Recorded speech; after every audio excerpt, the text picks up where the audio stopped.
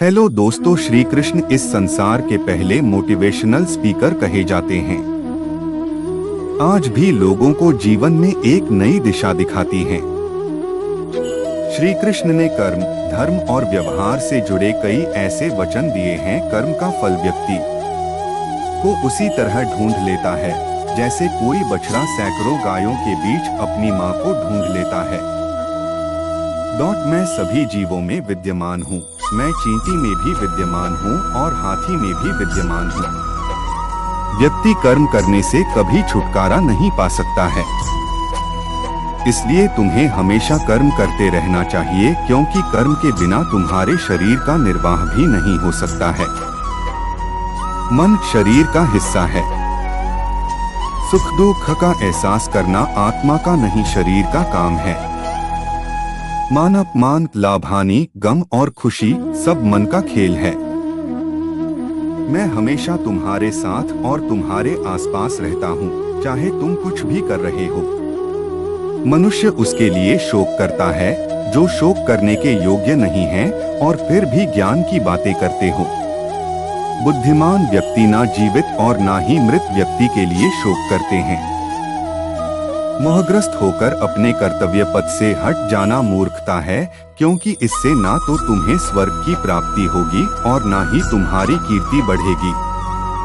निर्बलता अवश्य ईश्वर देता है, परंतु मर्यादा मनुष्य का मन खुद निर्माण करता है। विषयों का चिंतन करने से विषयों की आसक्ति होती है। आसक्ति से इच्छा उत्पन्न होती है और इच्छा से क्रोध होता है। क्रोध से सम्मोहन और अविवेक उत्पन्न होता है।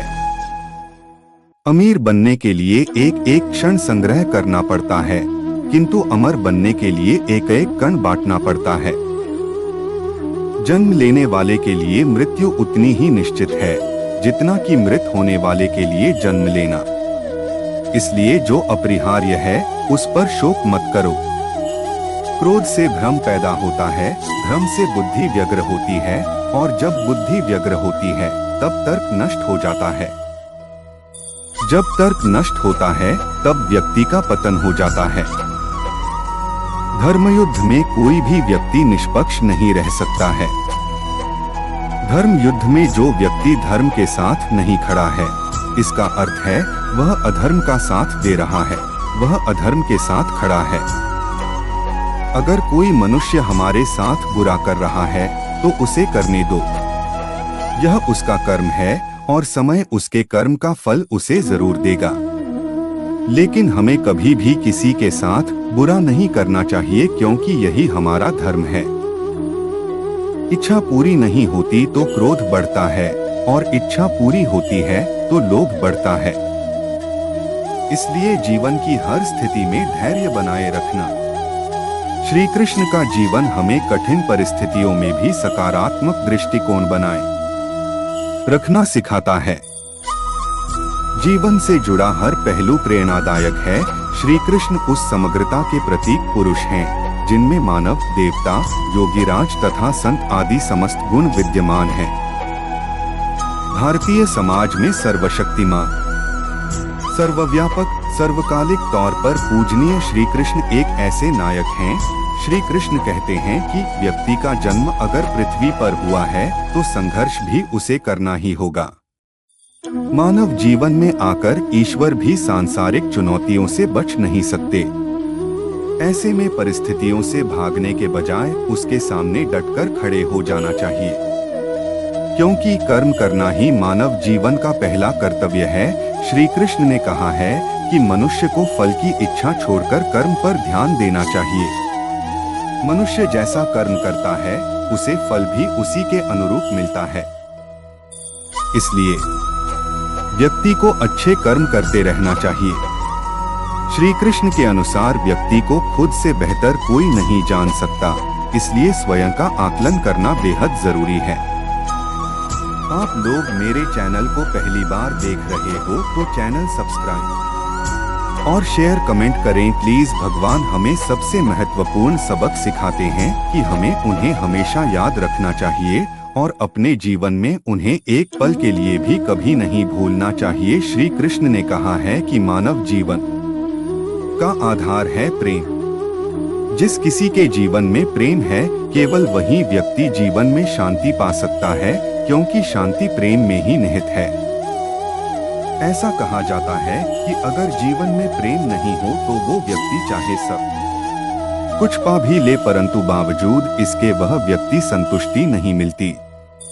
श्री कृष्ण कहा है कि असली ज्ञानी या समझदार वह होता है जिसको अपने कर्म के फल की चिंता नहीं होती। असली ज्ञानी वह है जिसके मन में अपने कर्म को लेकर एक वैराग्य की भावना होती है। इसका मतलब यह है कि वह इस बात में नहीं उलझता कि उसके काम का परिणाम क्या होगा। श्री कृष्ण ने सुदामा और अन्य सखाओं के माध्यम से हमें यह सिखाया कि मित्रता एक ऐसा बड़ा और सच्चा धर्म है जो ना तो जाति पाति देखता है और ना ही किसी प्रकार की अमीरी या गरीबी। मित्र को मित्र के रूप में उसकी कमियों के साथ स्वीकार करना ही सच्ची मित्रता है। भगवान कृष्ण कर्मों के फल से विरक्ति की सलाह देते हैं। वे व्यक्तियों को सफलता या असफलता के बारे में अत्यधिक चिंता किए बिना अपने कार्य पर ध्यान केंद्रित करने के लिए प्रोत्साहित करते हैं। यह विरक्ति आंतरिक शांति और समता की भावना की ओर ले जाती है। जो व्यक्ति बिना वजह किसी पर संदेह करता है वह कभी खुश नहीं रह सकता। संदेह करने पर रिश्तों में कड़वाहट पैदा होती है।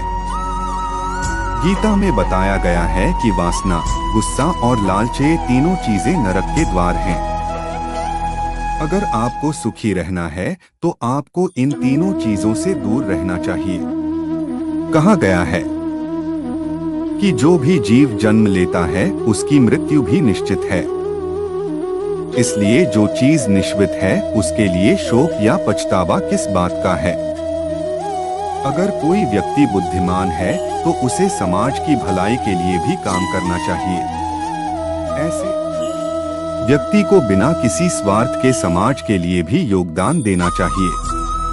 एक यह भी है कि जो व्यक्ति भगवान को याद करते हुए मृत्यु को प्राप्त होता है वह सीधा भगवान के धाम को प्राप्त होता है।